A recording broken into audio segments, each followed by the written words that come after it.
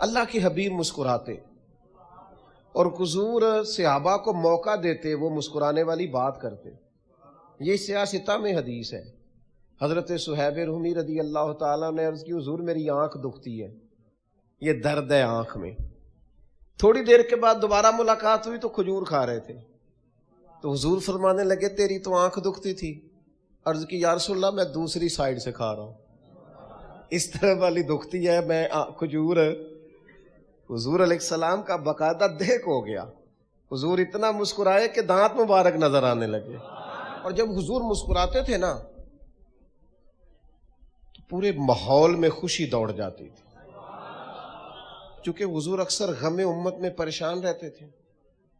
تو جب حضور یعنی حضرت عبداللہ ابن مسعود رضی اللہ تعالیٰ عنہ فرماتے ہیں ساری دنیا دے کر بھی اگر میں وہ کام کر سکوں نا جو حضرت مقداد نے کیا ہے، یہ بخاری ہے، ساری دنیا دے کے تو مجھے بڑی خوشی ہوتی، کاش میں وہ کہتا جو انہوں نے کہا تھا۔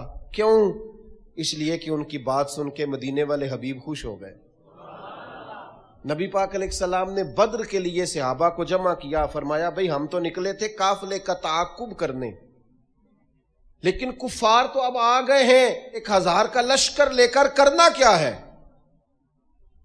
تو حضرت مقداد بن اسود بڑے معزز سردار تھے، عرض کرنے لگے یا رسول اللہ کرنا کیا ہے؟ ہم کوئی حضرت موسیٰ کی قوم ہے؟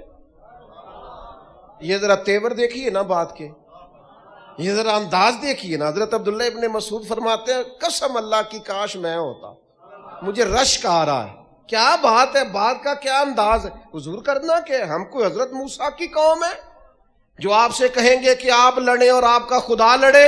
یا رسول اللہ ہم آپ کے آگے بھی لڑیں گے، آپ کے پیچھے بھی لڑیں گے، آپ کے دائیں بھی ہم ہوں گے، آپ کے بائیں بھی ہم ہوں گے، غلامان محمد جان دینے سے نہیں ڈرتے، یہ سر کٹ جائے یا رہ جائے کچھ پرواہ نہیں کرتے۔ حضور چاروں جانب ہم ہوں گے، نہ ادھر سے کوئی تیر آنے دیں گے، گویا نہ ادھر سے آنے دیں گے۔ ان کی بات کا معنی یہ کہ نہ دائیں سے آنے دیں گے نہ بائیں سے آنے دیں گے۔ حضرت عبداللہ ابن مسعود فرماتے ہیں کیا وقار تھا جناب مقداد کی بات میں کہ حضور خوش ہو گئے۔ میں نے چہرے پر آثار مسرت دیکھے، میرا دل کرے واہ مقداد تیری کیا بات ہے۔